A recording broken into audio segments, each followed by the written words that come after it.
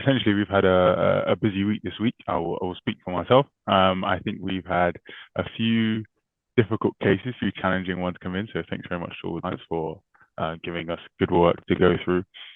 Something that I will say that I've seen, just as a quick advice, something that's come up, having clear grievance processes is something that is useful for all employers to have. So, like for example, if you're on our contracts and handbook, everything's laid out in the handbook, how we'll follow the grievance process. But in case there is anything that needs to be tweaked, is the best way I'll put it. It's in your handbook, not in your contract, so that is contractual. So that it's not contractual. That if something goes a bit haywire, you're not bound by that, and it won't be classed as breach of contract. Something I've been dealing with currently with a client is they don't have grievance policies in their handbook, and they only have a rough structure in their contract. So now they haven't followed the process completely to the T. They've left themselves open for a little bit of issue. Because if that employee now goes to say, well, you didn't follow the rules in your contract, meaning that you've breached contract, then they've left themselves open, right? So in case you're not on our handbooks, which I think you both are, in case you're ever not, and making sure you've got clear policies is the best thing to do. Nadia, Catherine, Lauren, Yeah. anyone else in the team got any horror stories? It's not a horror story. It's really just something that I've come across. We don't come across this terribly often. Nobody does really. But one of our clients has an employee that had an accident and some surgery abroad. To correct that accident, she broke her leg in Turkey on holiday, and she had surgery in Turkey. As part after the accident, and came back to the UK, and the surgery was not correct. It was substandard, and the pins were making holes in her bones basically, and so it needed to be removed and redone. This employee is now going to be off for at least 18 months. At least 18 months is what her consultant said. And the club wants to know, how do we deal with this? What do we do? Can we hire someone? One thing they're not realizing, and I'm surprised because usually the first question when someone would ask is, do I have to keep them? They haven't asked that question. So I have pointed out that actually an employer is not responsible to continue to employ an employee for that length of time who is not able to do their job. Now, it is a fine line and it is very much case by case, but once you've run through the long-term sickness process, and generally when you're sort of getting past the 6-month mark, if there is no a return date on the books, or that return date is not within a couple of months, if you're then still got someone who says, a year or 6 months minimum, we don't know, that at that point you can actually start a process of dismissing that employee for incapacity. It is a long process. It's an SOSR dismissal. So the process is a little bit different than investigation and disciplinary and then dismissal. And you will have to look at every other option in your business, even, if this person is a chef, but maybe you have a membership job available, or a reception job available, you might need to look at other options. But so I just want to kind of say that if you are in that position, you're not expected to keep an employee on for such a long time or indefinitely if they aren't capable of working. There are processes that you can follow to actually terminate that employee. But, as we often find, by the time that something like this happens, the employer is often quite invested in trying to get that employee back to work. But if you ever come across something like that, give us a call. We can help you through that process. Got you. Thanks for that, Nadia. Melanie Murray. Has anyone got any questions this week? Anything that's been challenging or etc. Something they want to work through? Melanie Pointer, go ahead. Yeah, I've got some questions. Bit of a funny situation. I had or have an employee 0 hours that's pregnant, and I know everyone knows that. Has been a bit flaky, but this week said to me she's going to resign because she's found another job.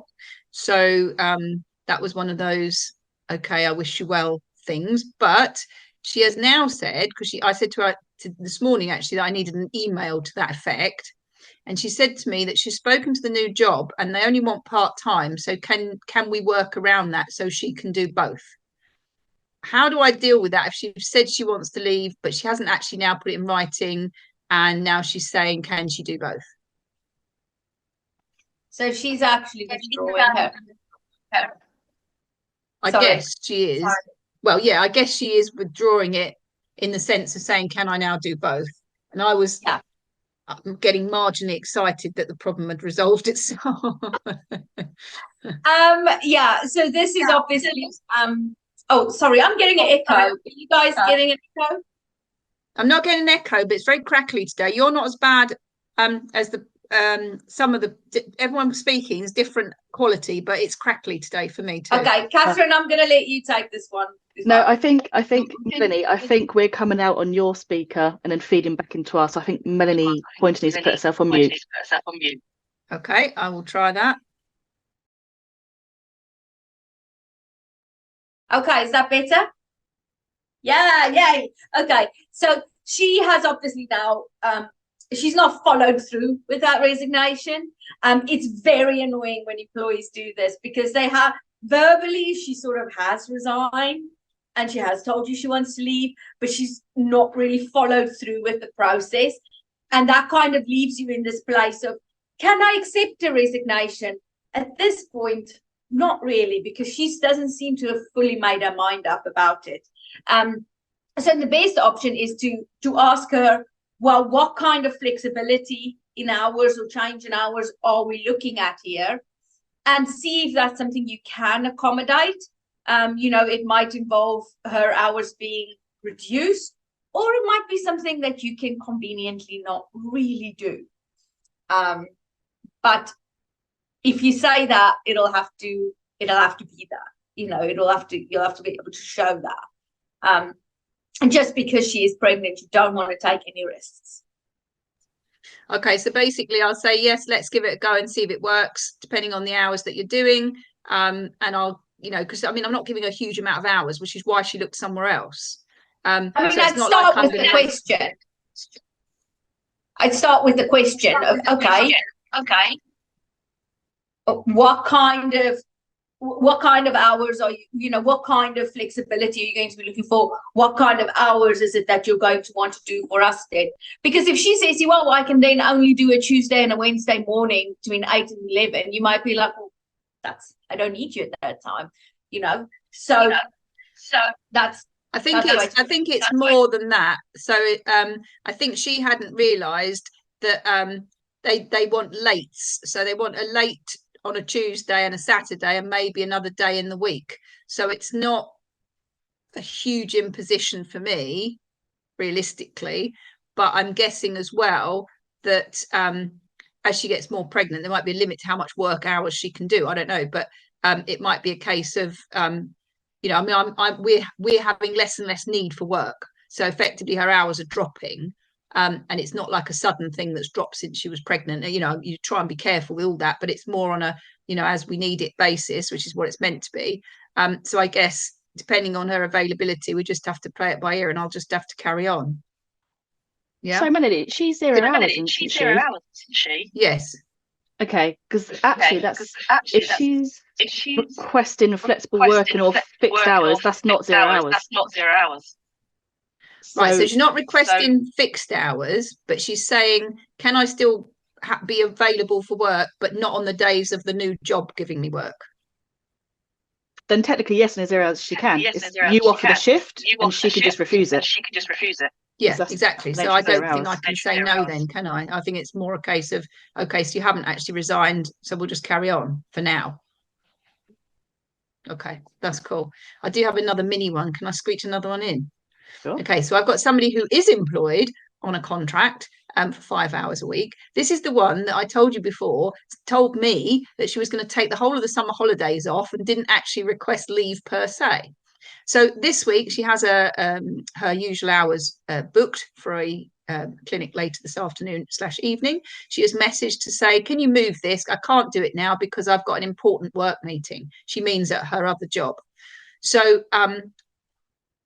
that's sort of okay for the people we have that are either flexible or self-employed, whatever. But how do you stand? Because obviously that upsets our clients. So she sort of said it in a way of, is that okay? But she wasn't saying, is that okay? She was saying, I can't do it. You know, that often there people say, is that okay? Thinking you're not going to turn around and go, no, it's not okay. You know, so okay, well, I've said to her to this time round, well, if you can do another evening to accommodate these people, we will. But it does put our clients out. So where do I stand with somebody in that position? Like, because surely that's not on, is it? No, it's not on. So because she is, Mel, do you mind putting? Yeah, perfect. She is not a 0 hours employee. He was set to work that time. He didn't have the right to refuse it. She's then come to you last minute saying, I can't do it. So what I would recommend is the next time she's in, you have a meeting with her to discuss like this isn't acceptable. This should be the normal process, which means you need to call me X amount of hours before to let me know that you can't attend, so that way I can appropriately plan. I think what you've mentioned right there is also a good thing to use that meeting, right? You can say, you cancelling last minute affects our clients because then they can't XYZ, which then hurts the business. Just making sure that she sees the full reason, but having that meeting either recorded or having a witness or sending an email follow-up afterwards, so that you've got a clear marker that you've had this conversation, and that further instances of this may lead to further action from you. You can just use this as the first, set the tone, this isn't acceptable. And if you get further situations from there, then you can have. Okay, you're breaking up. I've got probably about 60% of that because you're breaking up quite a lot. So I get that it's a recorded meeting. The fact that she did the whole summer holidays thing, is that sort of something I should mention as well, or I just start from this point here? Because I mean, I think she's under 2 years, so I don't need to go through a whole disciplinary if it's a bit of a thing. But I think my concern over all of this is it's a demonstration that we're like a sort of afterthought and not her proper job. And so therefore there's not the commitment or any sort of, you know, it's almost like I've got an important meeting in my important job and therefore I just can't turn up. So that to me doesn't demonstrate a good thing. And so I'm presuming I don't have to go through a sort of disciplinary process, but would you still then say have a meeting and record it and say this isn't acceptable? Yeah, I would say that. And also telling you that another workplace a meeting is more important. She's committed to work them hours for you that time, so she is expected to be turning up. And I think that's what you need to set the tone as. That's not acceptable. Is that you've agreed that you're going to work there and provide services to our clients. You can't now not do that because you've got something else that's more important. Is that the same if someone was 0 hours, or is it? Because like at the last minute with 0 hours, because I've got another one who again has got a lot of sick record for her and her kids mainly, who again this week has done the whole my kids are ill again. So but she's 0 hours, so I thought perhaps it's slightly different because it's flexible. Go on, Lauren. Oh, it's me. We're all going in for this one. They don't have to accept the shift you give them. If they accept it and then don't work it, you treat that as a normal absence. So sickness, unauthorized absence. Yeah. Okay, thank you. Hi, I think I've got a lot of similar issues to what Melanie's got. Can you all hear me? Yeah, we'll hear you, man. For example, I've had a staff member who does evening cleaning. She told me 2 weeks ago that she's resigning with effect from the end of the month. And then she stopped clocking out. So she will clock in and work and won't clock out. The clients come to me and said, this is a big problem because for the insurance purposes, they need to know exactly when people are in and out. So I sent her a message last night saying, please remember for insurance purposes to clock out every time. And this morning, she's just said she's handing in her keys. She's not coming back to work. So 4 days early from when she was actually planning to go. I think she just didn't like being told she had to clock in and clock out. So I guess I have two questions with that. I mean, the fact that she's just suddenly leaving 4 days early with next to no notice, do I have to pay her out her full holiday pay that's accrued to her? Or is that more like a dismissal? And the other thing is, with regards to having standby staff, is 0 hours the best way to employ people on standby staff that I can call on them, say this morning, and say, whoops, we've got a problem, someone's not at work, can you come in? Or does 0 hours then give you these sort of commitments, like, for example, this lady's Melanie's got going on pregnancy leave? Are we then responsible for paying them maternity leave if they've been the 0 hours? So those sort of two questions. Yeah. So the first question is, I will have to look at the contract that you have given her. But if you have given her one of our contracts for the lady who's left 4 days early, you may be in a position to actually deduct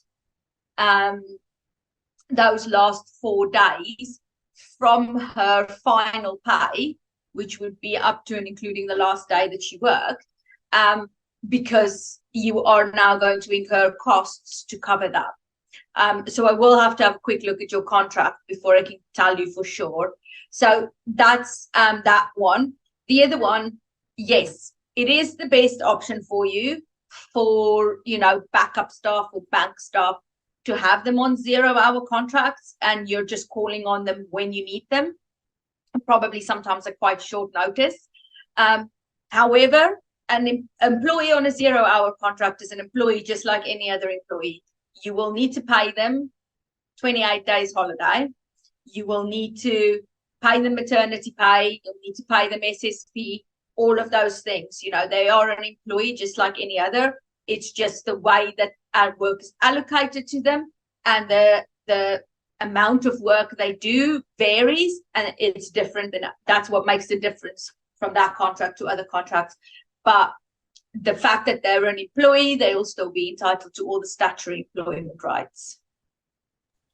Okay, so determining the statutory rights, is that looking back on a historic basis and saying, well, you were 0 hours in the last 3 months, you've done so much, therefore that determines whether you qualify for maternity pay or not? So it would look at for SSP and for maternity, for example, there will be there's qualifying criteria, which if someone is only working 1 or 2 shifts a month for you and they're not earning much, they probably won't meet that qualifying criteria. So that is something to consider. Yes, you would need to look at that. For holiday, a 0 hour person is entitled to the same amount of holiday days as a full-time employee. However, the amount you pay them for those days will be different, because that will depend on their previous earnings, an average of their previous earnings. So you wouldn't pay them a full 8 hour day for holiday necessarily. Okay, thanks. And then the fact that she's not clocking out, the client has said to me, because it's so important for their insurance, they don't want to pay someone who doesn't clock out. But if I know she's clocked in, she's obviously done some work, what should my policy in? So she's contracted to do 3 hours a night, but if she clocks in and doesn't clock out, can I have a policy that I'll only pay you for half a shift? Or is the client saying they don't want to pay her at all if she doesn't clock out? So with this specific case, with this specific employee, I think you're just going to have to pay her, unfortunately, and that might result in a loss for you if the client is refusing to pay. However, she still did the work, so I'm sure you could sort that out with your client. But yes, you can put a policy in place that stipulates that employees have to clock in and clock out, and they won't be paid if they're not clocking in and clocking out, because then you can't validate their hours. Okay. Yeah, because we did have someone who wasn't clocking out, and they turned out to actually only be doing half their time shift. So then we said, from now we want to put it in policy that if you don't clock out, you only get half a day's pay. And the client's saying, can you not have zero pay in your policy? But I don't know. So that's how legal is it? Because I know she's done something because she arrived for work. You're going to be at a risk of breaching minimum wage there, because if you're saying we're not going to pay you, they may have worked 3 hours, and I appreciate they didn't clock out, but there probably are other ways you can see, CCTV of them leaving, for example. Witnesses saw them. So you need to be clear that you're paying for hours worked. So I think you need to just rethink your policy then on in terms of pay. We won't have an accurate reflection of what you worked, so you've got to be really careful.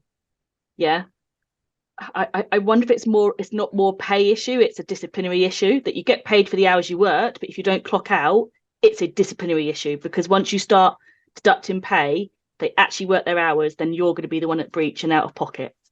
I was just about to say that. Is this not a improvement notice disciplinary, because it's for potential falsifying timesheets? So therefore, falsifying timesheets is gross misconduct. Eventually, Exactly. But you've got to give the opportunity for them to be able to record their hours. Yeah, if you've got evidence that they only done half the shift, then by all means only pay them for half the shift. But if you have no evidence of how many hours they worked, you'd be putting yourself at risk to not pay them at all. You might want to have to look at other places then, like CCTV, but it would be a disciplinary matter. Okay. Yeah. So the fact that they're regularly doing it after we've warned them, and if I actually warn them, if you don't clock out, we'll be paying you only for half a shift, then because we've got no way of knowing how much of a shift you actually did. But they may be able to prove that they've done longer. Yes, they didn't clock out, but they may have evidence that they worked longer, and they will then sue you for unlawful deduction of wages. So it's more of a conduct issue rather than a pay issue. Okay. Yeah. But if you've got proof they only worked 2 hours, you only pay them 2 hours. If you don't have proof of how many hours they worked, you shouldn't not be paying them. Yeah. You'd need to look elsewhere for evidence. Yeah. Okay, great. Why does that responsibility sit with the employer rather than the employee to make sure that they're completing the paperwork in order for the employer to be able to do their job properly? Because that would be near on impossible if everyone, just being difficult, I don't know how many staff you've got, Murray, but if Murray had 30 members of staff or 50 members of staff and all of them decided not to clock out or not to clock in, it surely can't be Murray's responsibility to check everybody's arrival time and departure time when the process is in place, is whether it's a manual timesheet or a clocking in machine or a book or whatever it is, that the employee has to take some responsibility for that. It can't be the employer or Murray's responsibility to check every single person. Murray will be responsible for paying for the hours worked. So yes, the employees may not have clocked out, but if they come to you and say, I forgot to clock out, but I actually left at 6 o'clock, the onus is then Murray should then go and look what time this person left. Because if they just say, I don't believe you, I'm not paying you. If the employee then comes and says, well, look at CCTV, I left at 6 o'clock and you're still refusing to pay, that's going to go back to you as opposed to the employee. Yeah. Okay, so going back, the next question would be, is there a rota that says this person has to work those 3 hours between 6 and 9? So that's their rotated hours. And if they're rotated on to do those hours, then Murray would be expecting them to work those 3 hours, which means they would pay those 3 hours. If that employee then left early or did one more hour more, then it's the staff's responsibility to inform Murray that that's what they've done. So if there isn't a rota in place, then we have got a free-for-all, and Murray's got hiding to nothing, really. He's going to struggle. So the question, I think the next question would, if I was in Murray's shoes, would be, is there a rota, because that employee should be working the rotated hours? Yeah, so there's a rota in terms of, in their contract, it says they need to start after 6 o'clock and no later than 6:30 and work for 3 hours. It's contractual, because Murray's staff are cleaning staff that go into office blocks, for example, or shops or businesses after they close. So their work is contractually stated like that, and that's why there's a requirement for check-in and check-out as such. And therefore they've forgotten to sign out when they've left. Yes. I think they've only forgotten when they didn't work all 3 hours, would be my experience. I mean, at one stage before lockdown, I had 130 staff, so I couldn't be running around checking each one that doesn't lockdown. When it comes to month-end payroll, it would say policy is you haven't locked out, so you only get half pay that day. Yeah. And if they could come back and prove to me that they had, then I would pay them. But if they didn't or couldn't, then I'd just give them half pay. Yes, if they could demonstrate that they did work those hours, you would have to pay them. You can't just say, well, I know you worked them, but because you didn't do the paperwork or sign out, I'm not going to pay you it. In Melanie's example, so if you have a rota and someone is meant to work 8 hours, and this happens a lot, and they're only working 6, yes, Melanie, it is their responsibility to tell you so you can adjust their wages. The trouble is they don't, and then that becomes fraud. When you find out about it, that is then a dismissal matter. You've been fraudulently claiming hours. Yeah. But funnily enough, we've had something similar where I've got a third party doing cleaning, but I don't. So they invoice us for the hours that they work, which is 4 hours a day. But having checked the CCTV, they're not doing those hours. Yeah. So if that was the case, that's the case. I go back to my cleaning contractor and say, you're charging me for 4 hours, but they're actually not on site for 4 hours. So that would be my check, which is what you were saying, Catherine. There are other things, CCTV, alarms, different records that you can then go back to check if you think that that employee is not doing the hours that they want. Yeah. Cool. Any other questions this week? Going once, going twice. One other thing, I'm having a situation with no-shows to interviews. So I think especially in the last week when there was an announcement that people, to get their benefits, have to demonstrate that they've been looking for jobs, they will be wasting my and my staff's time by applying for jobs, pretending they're keen, and then just not pitching to the interviews. And we sometimes me or one of my managers needs to actually drive to the interview, to the venue. They arrive there, people just don't arrive. Is there, I guess there's nothing you can do if someone doesn't show, but just the volume that this happening, is there a way we can report them to social services so they don't get the benefits of sort of cheating the system, so to speak? I'm going to tell the truth. I don't know the exact answer off my head, but the things that I'm thinking about are, can you make your screening process before you get to the interview stage slightly more robust so that they're less likely to follow through? I know that seems a bit backwards. That doesn't solve your problem, but it might mean that someone is less likely to fill in an extra questionnaire or give some scenario answers or whatever. If they know that they're not going to turn up to you, they might not do that. So you might cut down those people. But on the reporting side, on the other side, I'm not too sure. I'd have to take a look for you. Same as Sigi, you could introduce, and we do it for our recruitment, is an initial Zoom call. So just a 20-minute talk about the job. that's going to be the bit that they're not going to attend. So that's less inconvenience to you. If they pass the screening, then you could do your face-to-face interview. In terms of letting like social services know, I guess my query to you, and I haven't had, is how do you know that they've applied because they're on any kind of benefit job seekers? Because you're just going to receive a normal application, no? Yeah, that's true. I wouldn't know that for sure. I think it's just the evidence of it and what people have been telling me that in answer to my question, why there's so many people applying for jobs, they say they'll see you at 6 and then they just don't arrive. Yeah. Yes.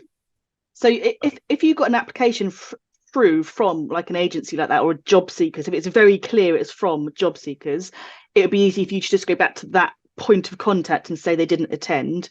But if you don't know that, then you'd be making an assumption. And again, who would you go to? You wouldn't have any idea. So I think Sidge's idea is good. Have an initial exercise or Zoom meeting before your face-to-face interview. And would there be anything illegal or wrong about me adding a little caveat at the bottom of my job interview, my job adverts, saying that sort of no, we reserve the right to report no-shows?